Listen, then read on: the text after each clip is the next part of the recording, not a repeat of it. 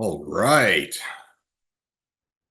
Welcome, everyone, to the second installment of The Selling Point. Really excited to be back with you again here today.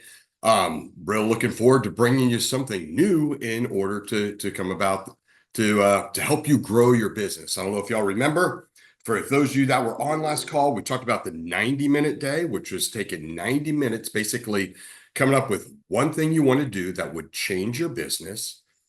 Do it thoroughly for 90 days. Be fully focused for 90 days on it. Spend 90 minutes a day doing that one thing that will help you get your business and seeing how it works out. And so now we're going to bring this in to go, guess what? Some of you, your 90-minute thing may be working on your database. So let me start off. I believe we got the chat working this time. So it's kind of having some issues last time. Maddie, can you please put in the chat that you're able to chat with me? Let's see here.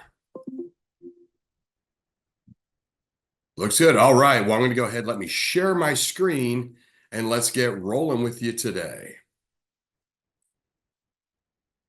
Okay, Maddie, let me know if you can see my screen, please.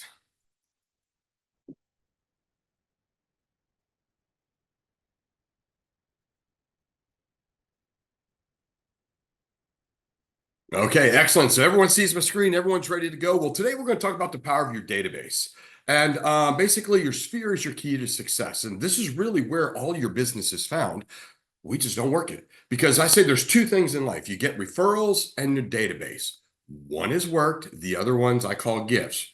Referrals are gift. If you're not working your database, you get a referral, it's a gift because you've done nothing to stay top of mind of your past clients that you've worked in the past, or even your friends, family members, and whoever else you run into. You're just not staying in front of them on a consistent basis. So again, to tell you a little bit about myself, my name is Corey Knight. I'm the Director of Sales Training and Development for Silverton Mortgage. And I kind of tell you, you're like, why is a mortgage guy sitting here telling me, a real estate agent, how to go about my business? Well, I started off in the mortgage industry in 1994. I was 12 years old. I know that's hard to believe, and because I look so young, but I got in and got going, and then kind of worked my way up through the mortgage industry. And then in 2025, I got into training coach consulting for mortgage companies and banks, where I go around and help them increase sales. Well, from there, I got recruited away, and they found out that working with real estate agents, they listen to me more than my own mortgage people do. Imagine that. And what the whole reason being is because y'all think you're in real estate sales, but really you're in people sales. I don't know if you know, but NER states that 94.6% of the people shop online before they ever reach out to a real estate agent. I mean, 94.6% have done all their homework. They already know what houses are out there available. They know what they want to look at. They want to know if they're listing, they go, guess what? I know what houses in my neighborhood are selling for because Zillow told me my house is worth $57 million, right? But they're also looking at going, what did my neighbor's house sell for? What's this? What's going on? So they are very informed when they come to you. Doesn't mean all the information is accurate, but they are much more informed than they've ever been. So what we do, we're in the people business. How do we attract people so when they go to buy or sell a home, they contact us?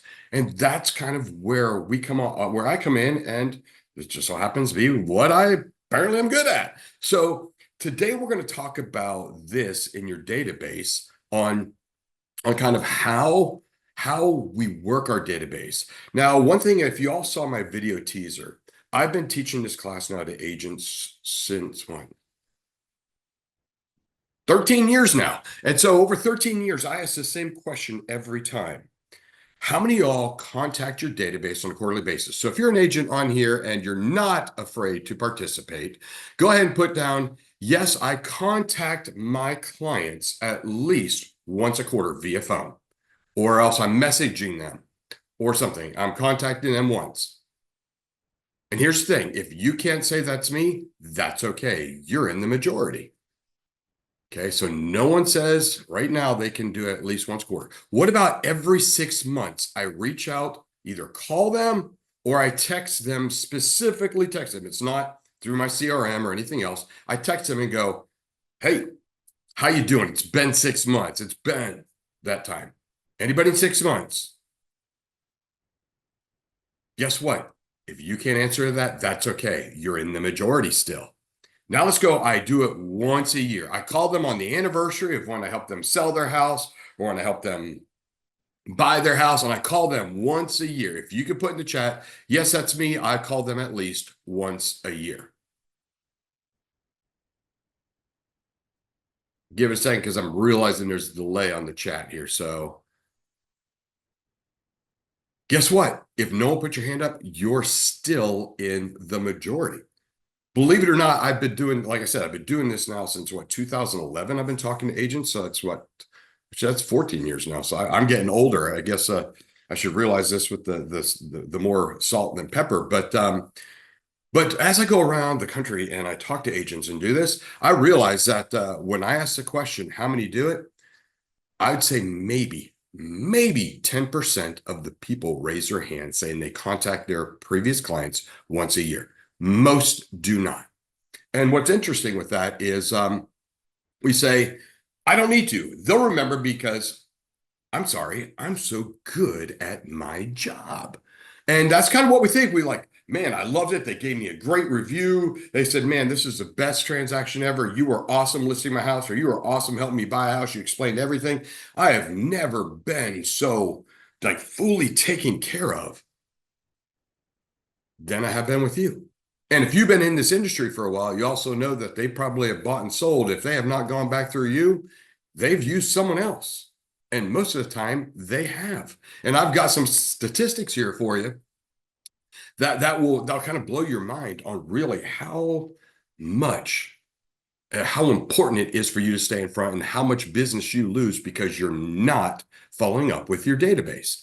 So the facts, 88% of clients would recommend their agents or use them again, but only 12 to 22% do. So that means almost 9 out of 10 of your clients said, man, I'd use so-and-so again. I mean, they were awesome. I'd absolutely use them again. But then 1 to 2 of those will. I mean, that's you losing a large chunk of your business just because that's what the statistics say.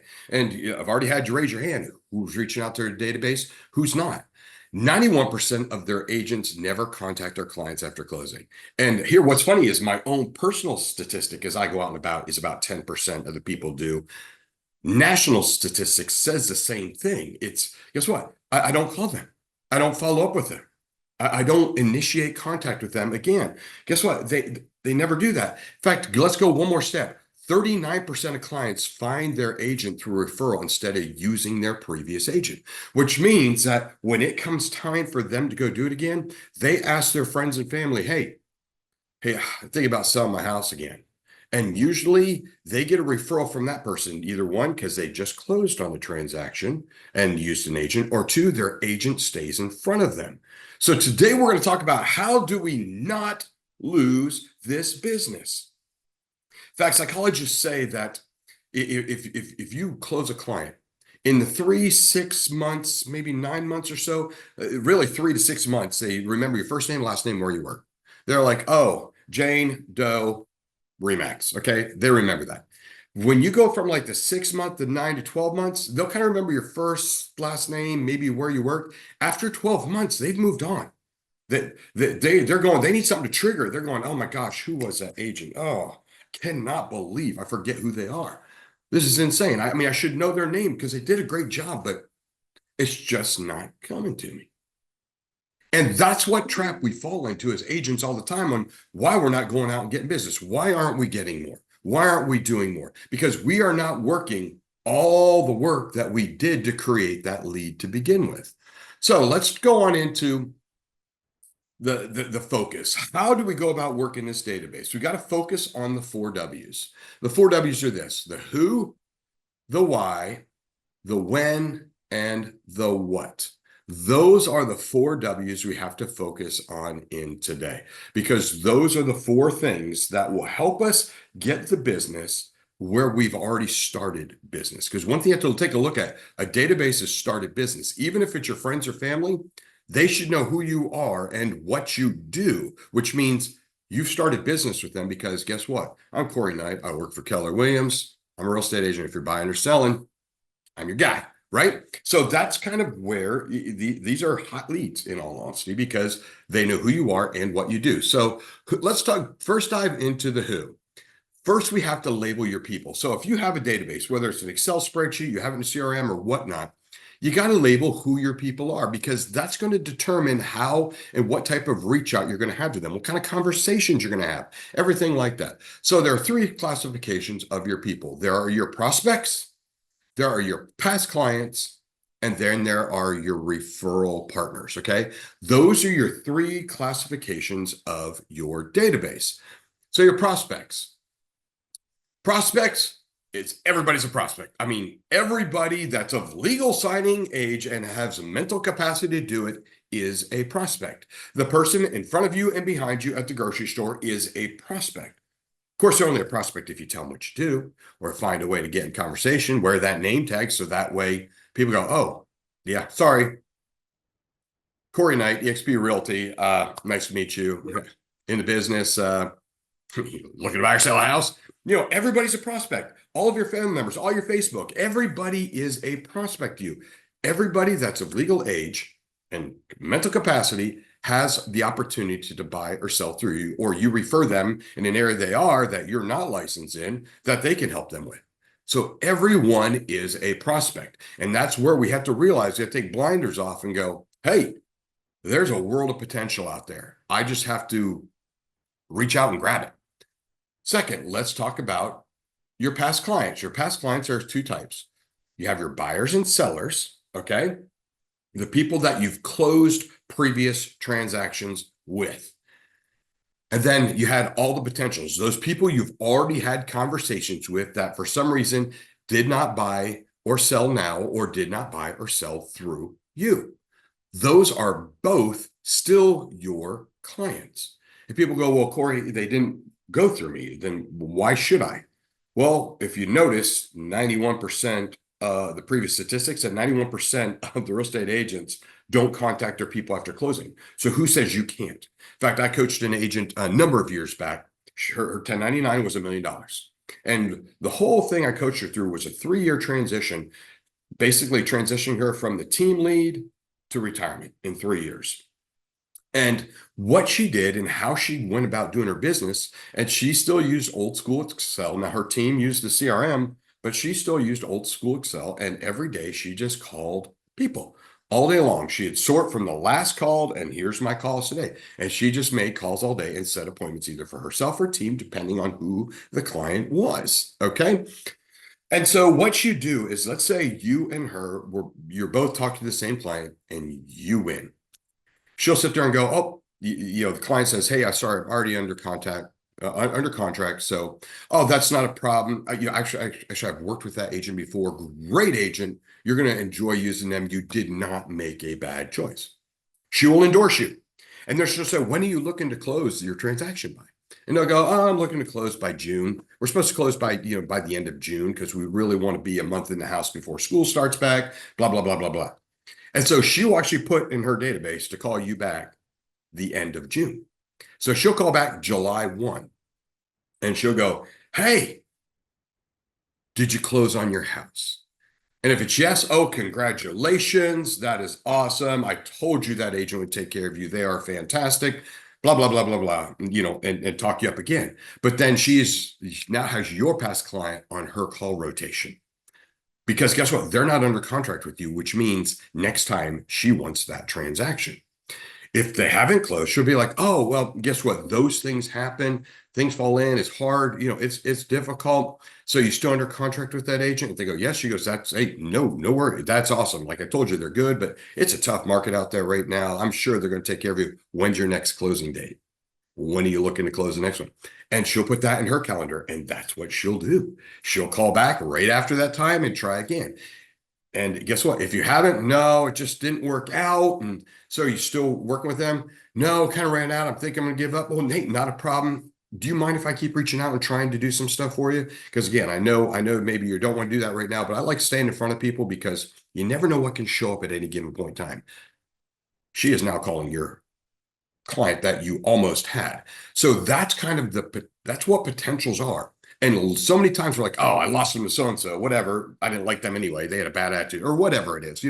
We just don't follow up. So past clients, you have your buyers and sellers, and you had everyone that was a potential. Because a potential, they were interested in buying a house. And if they end up buying or selling, you know that guess what? They will do it again at some point in time. And you want to be the face in front of them. And that's what she did. So those are your past clients.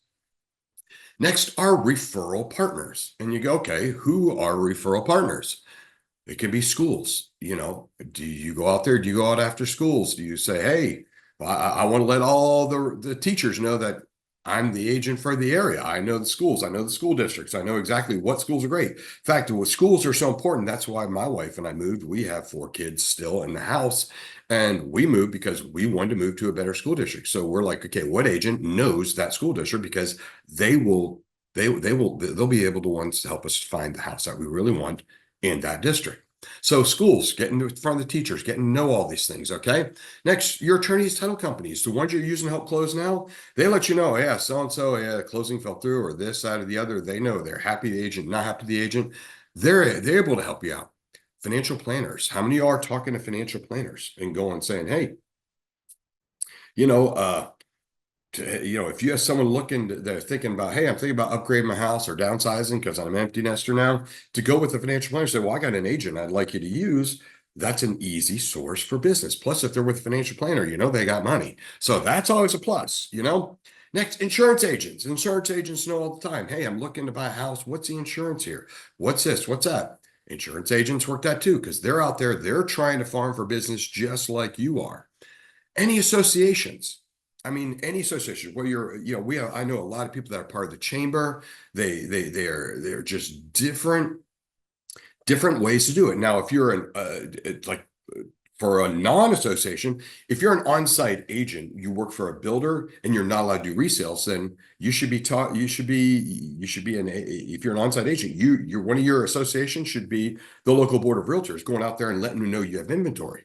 If you're a resale agent and don't have that, you should be talking to those on-site agents going, hey, if you have a resale that doesn't work for you, let me know. And I'll make sure I keep pushing my people to you to buy your new construction if that's what they're interested in. And if anybody says, oh, I think I'm going to go resell, you push them to me.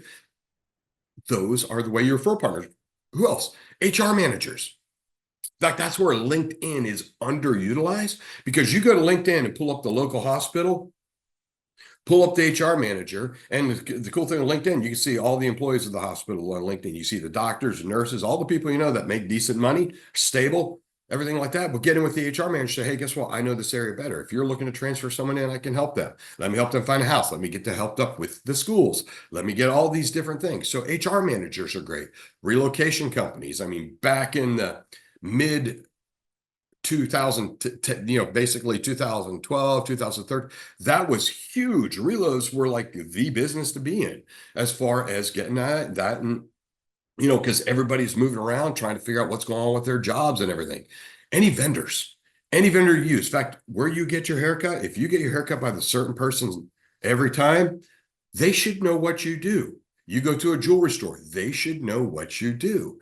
Everything like that, any vendor could do it. It could also be the termite people, the pest people that use, the home inspector. Any vendor that you use on a typical basis, they should be one of your advocates.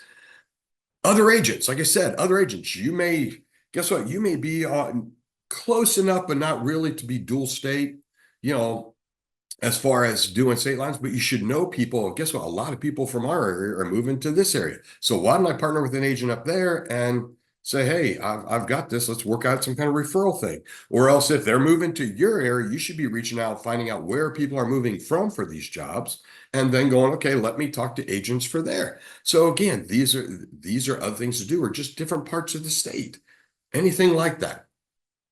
And who else? Put in the chat, who else can you get business from that you could call and get referral business from?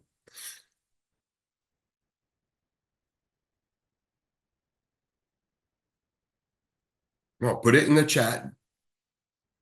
Anybody else do anything else that they use in order to get business? And if you're shy, that's okay.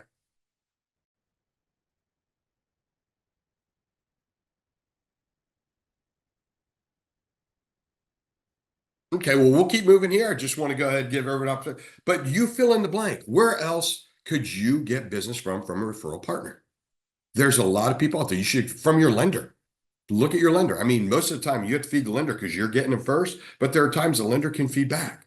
And those are things you have to look at. Okay. As far as, am I partnered with someone that's helped me get business, or am I partnered with someone that's just handling my business? So those are different things you need to look at as you're going about and finding out who is your database. Okay. Now that we've talked about who, let's talk about the why.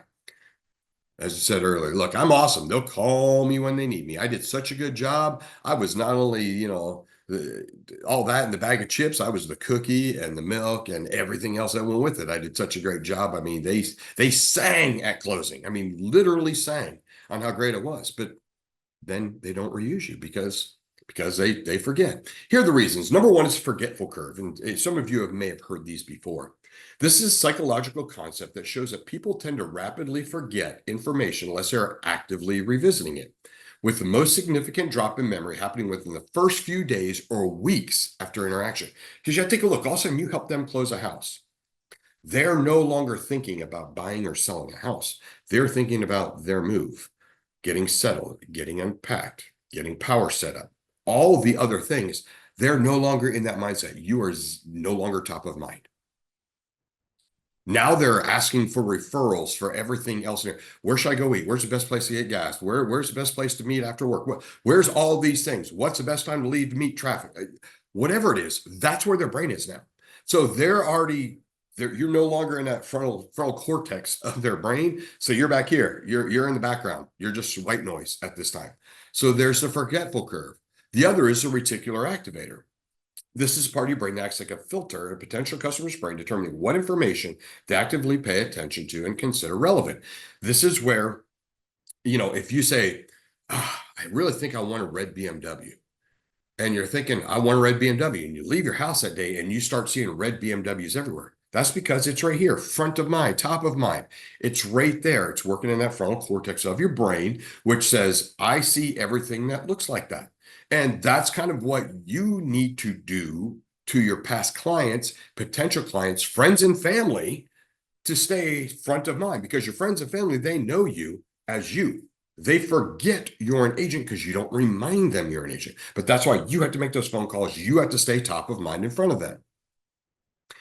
Next, when do we call them? We talked about a lot of this in the 90-minute day, but here are best times according to it. But you want to have the time of day in which you go, guess what? Let's make this happen. Right now I'm reading The One Thing by Gary Keller because I'm getting ready to write a training workshop off that whole book.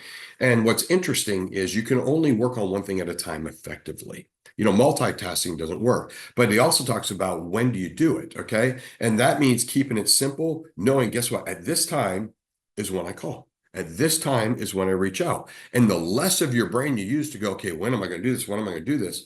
The more brain power you have in order to make it happen. So here are the most effective times in which to contact your database. Number one, via phone, okay? These are the two best times via the phone. And the phone is what I recommend the most. Even if you leave a voicemail, you still go top of mind. You're still top of mind who you are, what you do. So here's the best times to call them. In the morning up until 11 a.m. Reason for calling them in the morning up until 11 a.m. is this. You call them, they're on their way to work, they're at work or whatnot. Even if you go voicemail, they sit there and go, oh, I see, oh, Corey, my realtor called. Huh. Well, I'll see what they wanted later. I'll listen to the voicemail. The rest of the day, you are now top of mind. So they're more likely to hear and be aware of any real estate conversations that are going on out there because you forced yourself back to top of mind. So if they're walking around and they're getting their coffee in the break room and all of a sudden they hear going, yeah, I'm thinking about selling my house. We kind of want to move. They're like, that's funny. My agent just called me. You are top of mind. You're more likely to get the referral. If you saw the statistic I gave earlier, 39% of the people will go off a referral than use their previous agent. So this is a chance for you to be referred. This is why a database has worked. Referrals are gift, but if you're working your database, you will find the referrals. So in the morning up until 11 a.m. And then between 4 and 5, because if you call midday, that's kind of it. But between 4 and 5, they're getting ready to wrap up work. That's kind of where our brain has already started shutting down some of the work things. You're kind of like, okay, what task can I finish at the end of the day? And they're more likely to take your call because I just don't really want to start another part of the project today. I'm kind of checked out mentally at this point in time from work. So call between 4 and 5, and that's kind of when you do it. Because if you call them at night, who can they refer you at night? Like for me, you call me at night. Hey Corey, hey, just calling to follow up. Guess what? I'd love for you to refer my kids, but if you remember, I talked about that age and the legal consent. My kids are 16, so we got a good couple of years before that one can do anything. 14, longer couple of years. 12, longer, and then 5. Sorry, that's not happening anytime soon. So who can I refer to you that night? Which meant when I wake up the next morning, you are now no longer top of mind. So that's what we do. Text anytime during business hours are the best time because that's a quick pop of top of mind and go, oh, that's right. Again, just popping out because most people are more likely to read a text than they are to take your call. If your text just saying, hey, it's Corey here.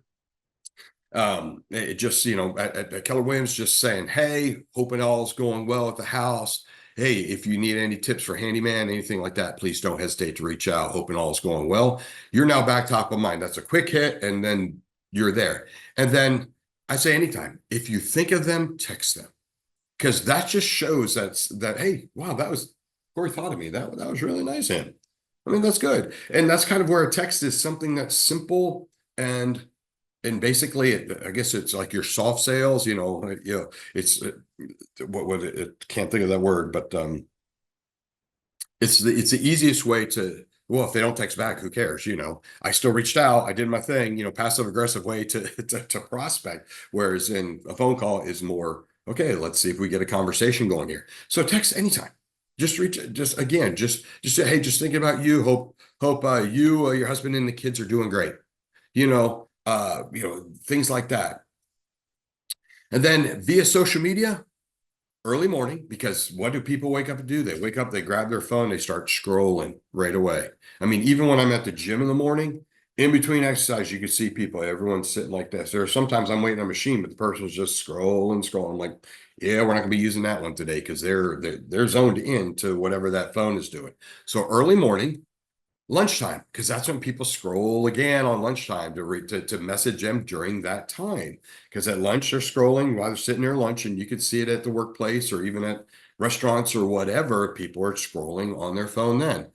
Early afternoon, because that's when it's like I said earlier, it's a great time to call them between 4 and 5 because that's when they're like, ugh, is this day just going to end? So they go, let me just get distracted here, and they start looking at their phone. And then before bed, people always tend to check their phone one last time before they go to bed. And they're like, okay, let me scroll one more time. So for you to message during those times, great way to go top of mind. And again, before bed, well, Corey, who can they do it? But the thing is with social media, it stays in front because they're looking at the next day and it will show messages, it will show interactions, things like that. So those are the best times via social media. And then the other way to look at it is anytime you're on. If you're on and you see someone, and I talk about this, you want to surf on purpose. That's what we talk about time. Well, if you're on there and you're going to scroll with purpose. Who is talking housing anything? Hey, I'm thinking about painting. Okay, you're thinking about painting. Hey, real quick, as an agent, are you looking to stay in the house for a while, or are you going to be selling the house? Because that will determine the color of paint you should use.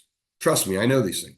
Hey, I need a plumber. Hey, I need this. As a real estate agent, my reputation, so I recommend this person. They do a great job, reasonably. So you are looking for opportunities to engage with your past clients. Oh, I can't believe how big he's grown since you bought the house. Oh, it's all those things. You are looking for that. So anytime you're on, when you're in the afternoon, you're like, oh, I just don't want to do this anymore. And you start scrolling, where are opportunities? Scroll with purpose. Because again, you're on, engagement is engagement, and that's when you need to go ahead and do that.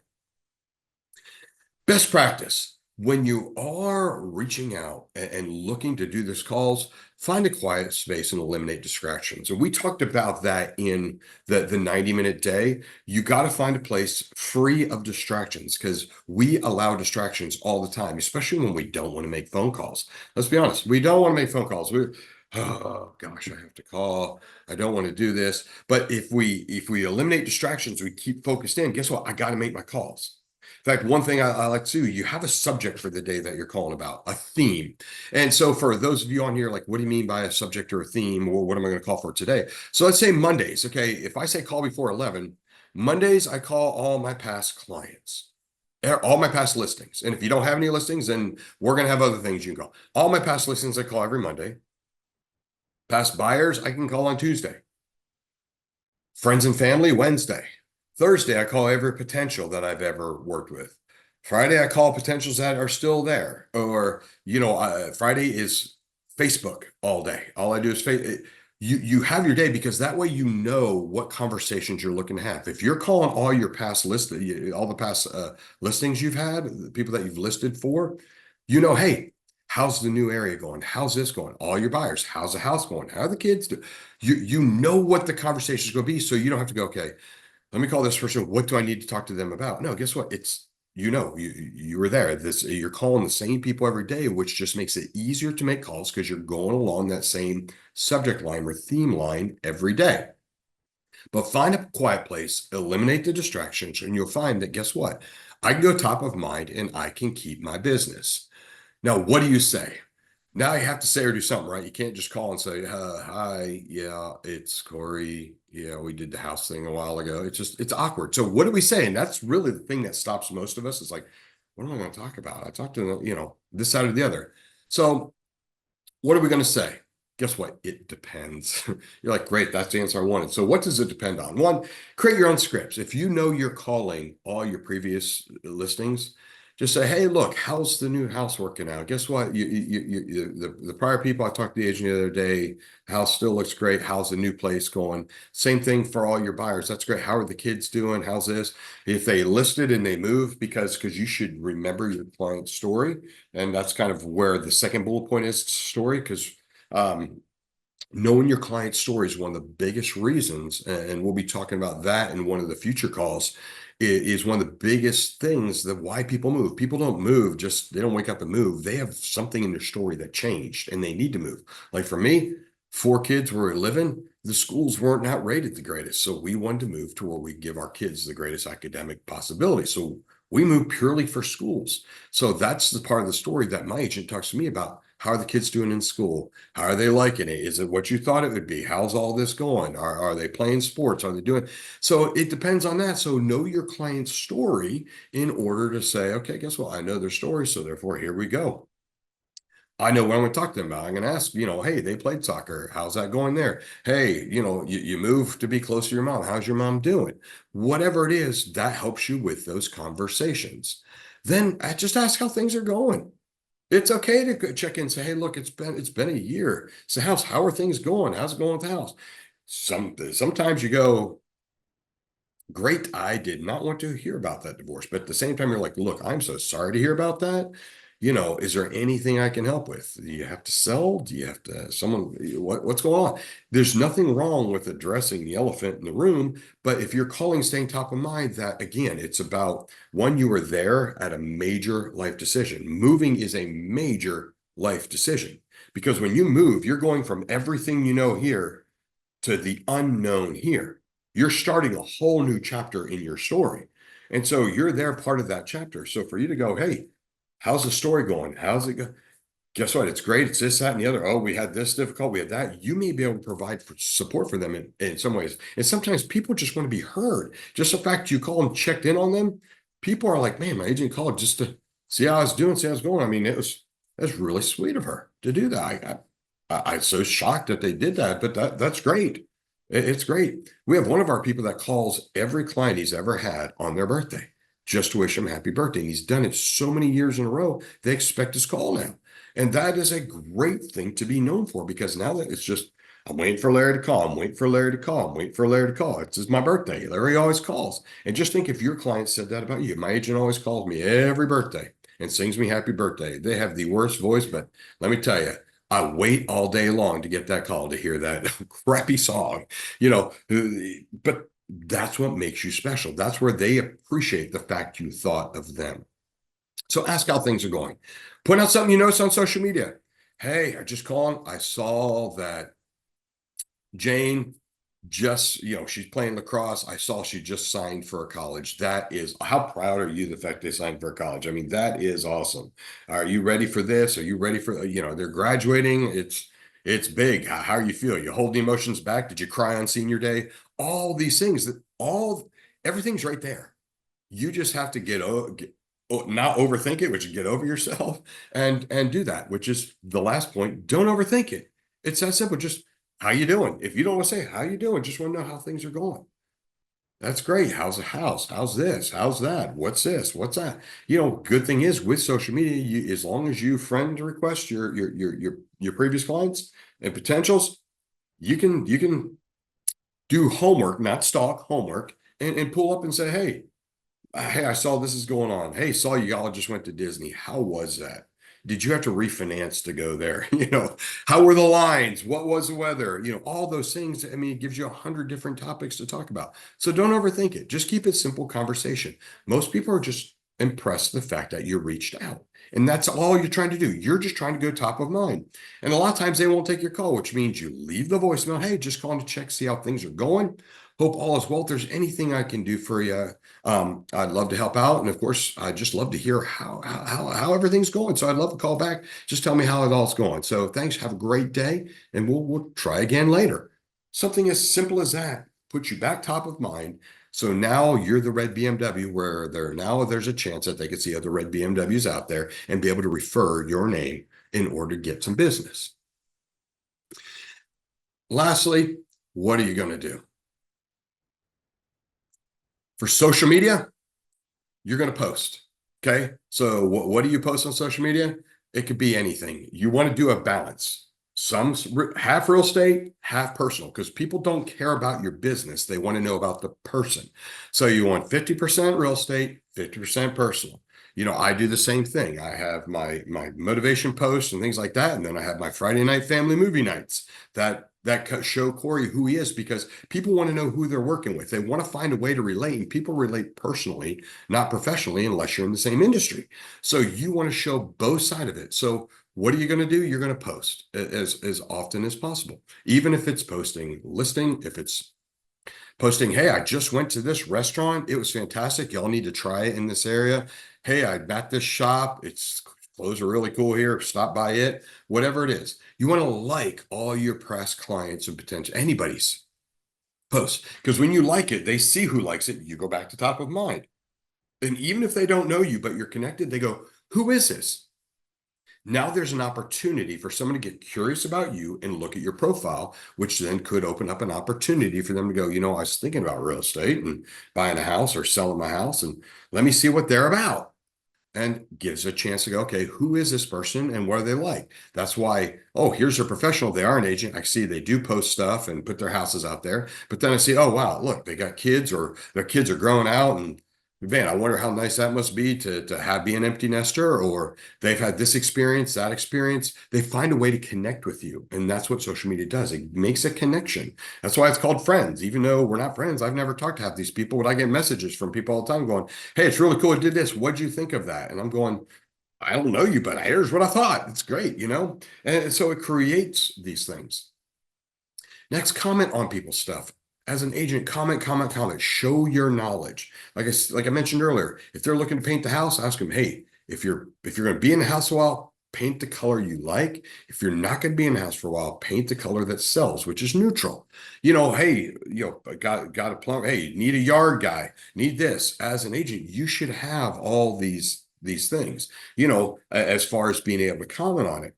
Hey, look, anybody have a great filter system that they could use anybody have anything for replacing your air filters? Guess what? Sign up for Amazon subscription, and every 3 months they send you a filter. That way, now I have to change my air filter, whatever it is. But comment every chance you get, because comment creates engagement, which creates that I feel like I know you, and you stay top in front of mind. Then share people's stuff. If someone posts something that's really cool, share it. You know, if someone goes to a restaurant and say, hey, I got to try this. I love it. I got to try this. Somebody else try it. People will be like it, like, wow, they just shared my thing. That was really neat. Thanks for sharing that. Or if they're selling their car, hey, this person's selling their car, just and message them saying, hey, do you mind if you're worried, like, hey, they may not like that, message them right there, Facebook Messenger, message them saying, hey, do you mind if I share this to my database? Because I deal with a lot of families that have kids that are turning 16 that they may want that car, and share that. And they'll appreciate the fact you've done that. So think about ways to do that. Lastly, you got to leverage your CRM too. Okay.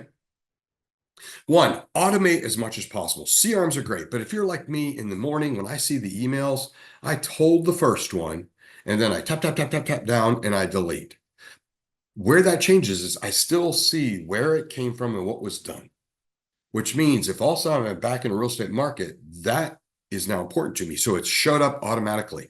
It's not me working extra time. I don't want you working lots to send out emails to your previous clients because they're not going to read that. So you want to keep that content as automated as possible because that's the fastest deleted. A text will be read and email deleted unless they're in the mindset of maybe I want to buy or sell. Then they'll read it. That's why it's good that that's going out because you don't know when. You could have called them now and they're not on your call list for another 3 months. But 45 days into that, all of a sudden they're in that mindset. Your call has now gone and left their mind, but all of a sudden your email popped up. Oh, that's right. They called me just a bit ago. Let me reach out to them. Okay. So automate that as much as possible. Track your calls. Leverage your CRM. Know when you call. So that way you go, guess what? I want to call everyone quarterly. If you have a small database, you're going to call them quarterly. It could be bi-monthly. And it could be call, January, I call, March, I text, 2 months later, May, I call, July, I text. And you figure out your routine, but track it so you know you're not missing anyone. Because that's the biggest thing. It's people we miss. I remember, my CRM was post-it notes, and I had post-it notes stuck all over. I remember one day I moved my desk out because we were moving offices, and I saw post-it notes that fell back down. I'm like, how much money is sitting behind my desk? So track your calls, know who you're calling, know who you're reaching out to. Like I said, theme or structure your day. So you go, guess what? My subject matter today for all the people I'm calling is past listings, past buyers, past potentials. I'm calling all family today. I'm calling all friends today. Family, guess what? Hey, mom. Yes, mom. I know we'll be over Sunday for dinner, but mom, I just want to remind you, I'm in real estate, so make sure you send, if anybody talks about it, make sure you send it, because if I don't sell houses, I have to borrow money. If I borrow money, I'm not paying you back. Okay. But all joking aside, you're a professional. You should be calling and reminding them because sometimes they get upset because they're like, oh, I forgot you are, even though you come over for dinner every Sunday. You're my son. I forgot that you're real estate because we don't talk about real estate when you're here. We talk about the grandkids. We talk about projects, life, all these other things going on. So track your calls, know who you're calling, and then take notes. If someone shares something with you, yeah, well, that's right. Yeah, well, guess what? They are graduating next year. So yeah, it's just crazy how fast time is gone. They're graduating next year. So what are you going to do next year? Call for graduation, and are they going to downsize their house if that's the last kid? They could be empty nesters, and we don't need a house this big anymore. Or guess what? They're going to college out of state. Let me find out where they're going to college. They may need to sell and move to another state. Write down notes so you know that when you call next time, you can follow up what you talked about last time because there's no way you're going to remember. But if you take notes, you have something to reflect on. Remember this. If you don't reach out to them, someone else will. Someone else is. Someone else is referring them, their agent, rather than you. So that's one of the most important things to remember with working your database. Now, I want to thank you. I want to sum all this up as far as your database. I want to thank you for joining today. Hopefully, you realize how important your database is. You've taken away some action items that go, okay, I need to call quarterly. If you have a huge database, it could be every 6 months, everyone gets called. If you don't have a database, it's just my Facebook, then guess what? Every day I need to reach out to so many people. Every day I need to friend request new people to grow my database. all those things. So take a look at what do you want to do intentionally every day to reach out to clients to stay top of mind and to remember, family and friends are your database, but they need to know what you do too, which means you're a real estate professional and you need to reach out to them. Tune into next month's training, which is again the second Tuesday of the month, which in this case here is April 18th at 10 a.m. And we're going to go over Ritz-Carlton service. Why is it that everybody remembers? Everybody remembers going to Ritz-Carlton, what it's like, Disney, Lexus, they all talk about service and they love that kind of service and how giving that level of service can increase your referrals and client retention. So again, thanks everyone for joining up. I'll be sending out a survey to all those that attended today and look forward to seeing you second Tuesday of next month.